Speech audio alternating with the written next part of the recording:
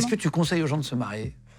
Est-ce que je conseille aux gens de se marier ? Oui, mais je leur conseille de se marier s'ils ont une connaissance d'eux-mêmes suffisamment importante et s'ils ne se placent pas dans une situation de dépendance vis-à-vis de l'autre. Tu as des conseils à donner pour bien divorcer ? Alors, pour bien divorcer, prendre le bon avocat. Je sais que c'est difficile, ça peut paraître très difficile même à certains, mais si vous n'êtes pas accompagné, si vous avez un avocat qui met hyper longtemps pour vous répondre, c'est même pas la peine.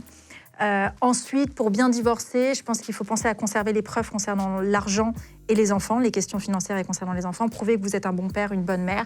Prouver quels sont les revenus de l'autre. Troisième conseil, accompagnement psy. Ça, c'est absolument indispensable. Je dis toujours aux gens, vous allez gagner des années si vous vous faites accompagner par un psy. Non, mais c'est quelque chose qui peut détruire des vies. En vrai, le divorce, Oui. hyper attention.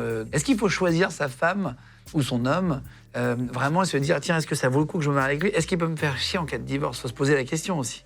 Alors, Je sais qu'il y a des gens qui vont être plus hargneux que d'autres. Bah, bien sûr, mais le problème, c'est quoi ? C'est qu'on dit toujours, quand est-ce que tu découvres avec qui tu t'es marié ? Quand tu divorces. Donc, les gens ne savent pas avec qui ils se sont mariés. Pourquoi ils savent pas avec qui ils se sont mariés ? Tout simplement parce que les gens évoluent au cours de leur relation. Exactement. Donc, en fait, c'est pas les mêmes. Donc, c'est impossible de savoir. Il faut accepter l'aléa.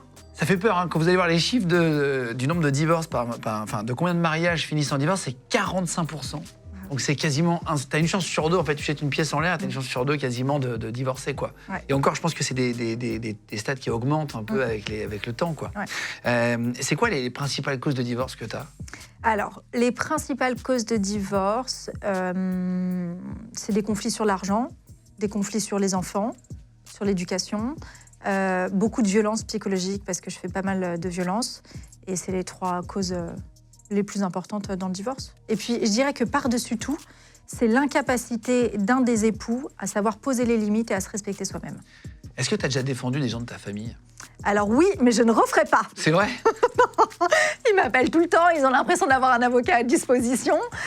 Et puis surtout, tu as une grosse pression parce que si tu te loupes, la pression est encore plus importante parce que c'est quelqu'un que tu vas côtoyer au quotidien. Donc tous les jours, il va te rappeler, mais tu t'es loupé dans mon dossier. Déjà que je suis stressée avec un client lambda, mais alors avec la famille ou des proches, c'est encore plus compliqué. Ouais, c'est compliqué. Ça peut aller de combien de temps vraiment pour le divorce le plus court que t'aies connu au plus long ? C'est Le quoi ? plus court, 1 mois. Et le un plus mois, long, je sais pas, 10 ans.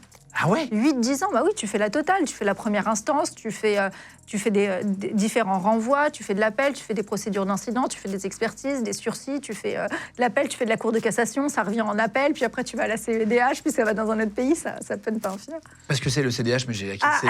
La Cour européenne des droits de la main. Est-ce qu'il y a des divorces qui terminent bien, où les oui. époux, enfin les ex-époux, s'entendent bien, rigolent Oui, non, mais c'était lunaire. Mais j'en ai pas quand même énormément. Mais ça m'est déjà arrivé, c'était lunaire. Donc on signe la convention de divorce au cabinet.